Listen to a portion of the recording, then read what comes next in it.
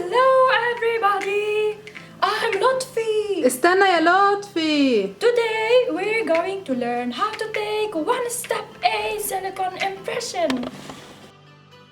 We will need heavy body PVS, light body PVS, the tray, retraction cord that should be already applied.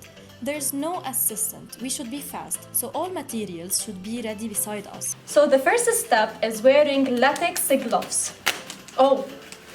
So rule number 1, don't wear latex gloves while taking a silicone impression. First, we should prepare the gun with light body, big tip and small tip, but don't press it.